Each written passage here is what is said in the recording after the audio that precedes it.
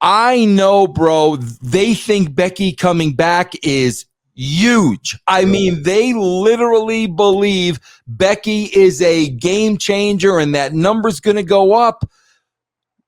Who are you going to put her with? What's going on, ladies and gentlemen? It's Dr. Chris Featherstone here for yet another episode of Writing with Russo. Ladies and gentlemen, with the man, the former WWE head writer himself, Vince the Gimmick Russo. Bro, I'm gonna have to use this on to keep this down because I'm just always going like this, but that we can't do it no more, bro. I'm gonna have I was thinking, you know what? It's funny you said that, man, because I was thinking about that today. I was like, you know what? We're going to record this show, and I was like, you know what, man? I kind of just one more time, man, just do a tribute to the Bounties because it went over so well. It's like thousands and thousands of views with all the socials. One of the most viewed shows all week as of this. Now, did we get a hand slap though, bro? Because you guys use WWE footage. We did. Yeah. I got a little report during the week that guys, no. Which drives me nuts, Chris, because bro, it's publicity for them. Yeah, what are you guys doing, man? It is publicity for you, especially on a show like Sportskeeda. Come on, man. Yeah. I think it's just really weird. There was one time, I kid you not, dude. It was one time I was doing a theology and apologetics conference, virtual conference, and I was one of the speakers of a virtual conference of Christian theology. And in my presentation, my speak, I was one of the speakers, and I used the Rock's "It doesn't matter what you think," right? That was it. That little blurb. It doesn't matter what you think. And WWE blocked the whole video. I'm like, bro, you know what they did to me, Chris? I recently, because I never ever use it, but I recently got back on Facebook, right? Mm-hmm. So I was doing my watch-alongs on Twitch and Facebook. Bro, you're not seeing it. You're not seeing. I'm just watching it. You at home are watching it. Mm-hmm. Bro, because you could hear the audio, they flagged it. Yep. And I'm like, guys, like what are you doing? Like, I did a watch along for a pay-per-view and it wasn't even loud. You heard just a little bit of it. Yeah. And I got pinged like right after it. I was yep. like, so I just okay, man. I just won't talk about you on Facebook anymore. That's all. No problem. Yeah. It was really, really weird. So WWE, look, we're not doing this on purpose. We're trying to put the Bounties over because you didn't. So I mean, we're trying to help you out. Man. Really over, but really, our apologies, WWE, for using your footage on a satire. So technically, YouTube footage can be used for satire. Where in the world would you take Becky Lynch from here? Man, Chris, this is so tough, bro, because there is a philosophy that I believe in that worked every single time. And Chris, if we had a major star that was out injured and we knew we're getting close, okay, 3 months, 2 months, a month, we knew we were getting close. What I would always do, bro, is I would call it set the table. Mm-hmm. You know when they're coming back. You know what the date is. You want to set the best possible table you can so when they walk into that situation, the roof is going to blow off. Yeah. So you've got, I mean, you know how long she's going to be out. You have planning stages. You can really create a scenario where, bro, by the time it's that time to bring her back, you're going to have every single person in the building chanting for her because you built this up. Yeah. Wow, bro, we've got a problem here. Because not only have they not done any of that, I don't know who on this roster she is going to come in and be pitted against two a big, just a big explosion, a big, like who, like I'm looking at the roster. I'm looking at everybody. Chris, you always go back to the 50-50 booking. They've not built anybody that's indestructible, not even close. I guarantee you, Chris, you've done this a couple of times. If we looked at the standings of the women, you want to talk 50-50? Yeah. Oh my gosh, bro, you got them all right there. Yep. So you're in a position now where you bring her in. Well, bro, there's nobody you can put her against where it's going to mean anything because you haven't created that situation. 100%. I think of wrestling. I akin wrestling to comic books. And when you said that, this is what I was thinking. And like whether it was comic books, whether it was a cartoon, you know how like before you reach the villain, there's like a bunch of like minions right before the villain, like someone has to like beat up, before they get to the big top dog, right?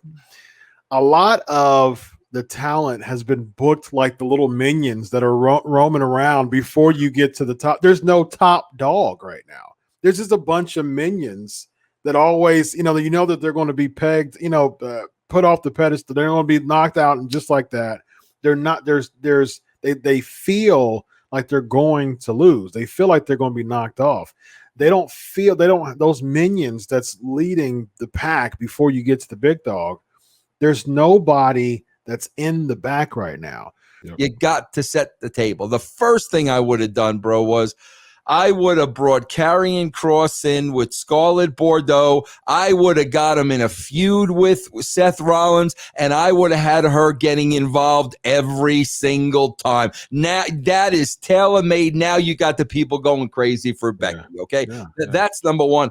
Bro, I swear to God, this is nuts. This is absolutely nuts. But the only other thing I could think of, because there is nobody else on that roster I care about, the only thing I could think of is Becky Lynch coming in and basically looking around and saying, I beat everybody on this roster. I don't know what there is for me to prove here. I want to go to the next level. And for Becky to say, I want to compete against the men. I figured you were going to say that. But here's how you do it. Here's how you do it. They'll say, no, you're crazy. You're crazy. Seth will say she's crazy. I'm not going to allow you to do this. Blah, blah, blah, blah, blah. You know what, bro? Let her do it in the 205 division. Because now at least we know, it's smaller guys. It's not big guys. There's a way. Yes, yes, you can put her with the right people and make it believable. Of course, Chris, it would be very, very creative booking of how you get her over. Yeah. But I mean, bro, if we look at everybody, I mean, bro, do you care about Becky Lynch and Bianca Belair? I don't because, I think they're doing okay with Bianca. I think I'm a huge Bianca fan. She's my favorite in the WWE. Unfortunately, I think Bianca's fell into the booking trap. Nothing to what she's done. She's done everything. I agree with you. I agree with you. She's fell into the booking, the black hole, the booking black hole as well. So I agree with you, Vince. There's nobody on the current roster that has that aura that makes someone wants to say, okay, oh yeah. So when she gets pitted against Becky, when she comes back, it's going to be like a colossal matchup. No one has that aura. That's on them, bro. Missing the aura. They had to create that, Chris. They had to create that. They had ample time to create that. Yep. Bro, I can tell you, Chris, I'm not a name dropper or anything like that. Okay, but I am telling you, bro, I'm going to speak on behalf of USA Network. I know, bro, they think Becky coming back is huge. I mean, they literally believe Becky is a game changer and that number's going to go up. Who are you going to put her with? The people are not just going to tune in because Becky Lynch is on the show. No. You got, bro. I can't believe how poorly they booked this thing, bro. They should have been creating this angle 3 months ago. 100%. Yeah, and again, I always think about the Hogan Andre build. It's like Andre was a babyface for 15 years, always won battle royals. He was the head attraction. He was the 7-foot giant with the bushy hair, and he was the man. And Bobby Heenan, it's like, you know what? Hey, look, he's got the title. He's got this big old trophy. You got this little thing over here. Like, you've been undefeated for 15 years, and this is what Hogan. It's like he's in his ear. Things like that. And as a kid, it's like, no way, not an Andre the Giant, not the person who's been the fan favorite, been holding people, and he's been like the big old grizzly, bear, lovable grizzly bear for all this long. Is he turning to the dark side? Is Bobby Heenan really getting into his ear like that? And eventually, Andre is next to Hogan. Andre pulls the chain off, and Hogan sells the mess of it. No, not like this, brother. You know what I mean? And it's like, and you're thinking like, whoa, like Bobby Heenan really got into the head of Andre the Giant. And that was months before the WrestleMania match. And so as a fan, you're building that like, wow, like this is someone who really got to the point of his character was being built so much, and you were into the story that you're like, oh man, they were best friends, and they knew each other for so long, and now they're worst enemies because you have this rogue over here in Andre's ear, making him think that, yeah, you know what, you're right, I need to beat him because he was never for me. And stuff like that, it gets you in. Now, Andre was losing every week, to this person, and then winning a couple matches here and losing a couple matches here. That colossal feel, as Gorilla Monsoon would say, the irresistible force versus the immovable object, that colossal aura feel wouldn't have happened. Same thing with Hogan Warrior. Warrior hardly ever lost a match. And as soon as, if you go back to that Royal Rumble, before they had that WrestleMania match in Toronto, elimination, they come around, they face each other. And in the Royal Rumble, the only thing they had to do, if we think about this, Vince, the only thing that they had to do was do a face-off. The crowd was just thunderous. Yep. Because both characters were booked properly. Yeah. Where Chris, is that? The only way they could do it, and I'm assuming this is how they're going to do it, because, bro, if they just put her with another girl on the roster, you forget it, bro. You'll have a Becky pop for 2 weeks, and then we're back to normal.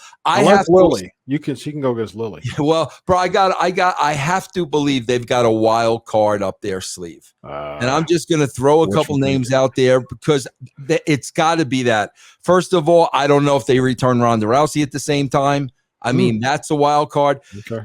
Bro, it's funny. You never really hear too much about Paige anymore. Never hear about Paige's health, Paige's condition. I don't know, bro. Maybe there's something there we don't know.